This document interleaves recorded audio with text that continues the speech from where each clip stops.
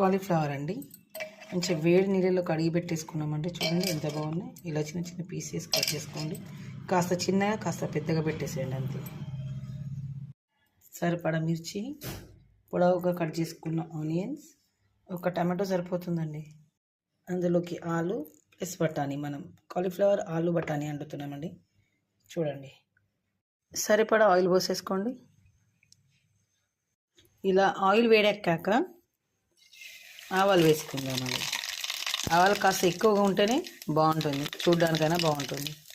ఆ తర్వాత కాస్త జీరా అంటే జీలకర్ర, ఇప్పుడు కాస్త కరివేపాకు మిర్చి వేసేసుకుందామండి. ఇప్పుడు కాస్త ఆనియన్ వేసేద్దామా. ఆనియన్ చూడండి కాస్త పొడవుగా కట్ చేసుకోవాలి. ఇవి పచ్చి బఠానీ అండి, పచ్చి బఠానీ వేసుకుంటే బాగుంటుంది కాలీఫ్లవర్లోకి. మనం పచ్చి బఠానీ వేస్తాం కదండి, అందుకే సాల్ట్ వేసుకోవాలి, అవి చప్ప పడిపోతాయి కదండి. చూడండి ఆల్రెడీ ఉడికిపోయాయి బఠానీ. చూడండి బఠానీ ఎలా ఉడికిపోయిందో.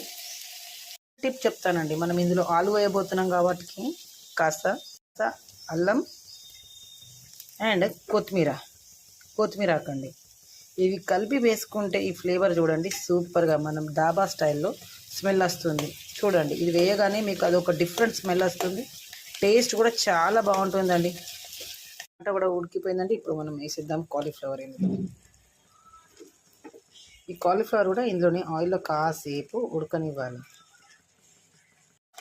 చూడండి ఆయిల్లో కాస్త ఉడికిపోయాక మనం ఇప్పుడు ఆలు వేద్దామండి.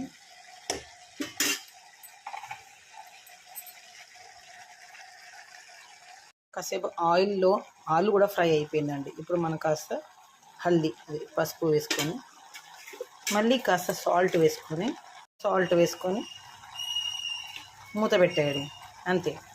కాస్త పల్లి పొడి వేసుకుందామండి టేస్ట్ కోసమని, చాలా బాగుంటుంది. పల్లి నువ్వులు కలిపిన పొడి అండి ఇది. ఒక 2-3 డ్రాప్స్ వాటర్ వేయండి, మూత పెట్టేయండి. ఇది చూడండి ఉడికిపోయింది అనుకుంటా. 2-3 విజిల్స్కి తీసానండి. చూసి చాలా బాగుంది, స్మెల్ ఎంత బాగుందంటే సూపర్గా ఉందండి. ఇప్పుడు మనం కాస్త ధనియా మసాలా వేద్దామండి ఇందులో. రెడీ అయిపోయిందండి ఆలు మటర్ కాలీఫ్లవర్ కర్రీ. కొత్తిమీర ఆకుతో గార్నిష్ చేసేద్దామండి ఇప్పుడు అంతే. ఇట్స్ రెడీ, బఠానీ కాలీఫ్లవర్ ఆలు.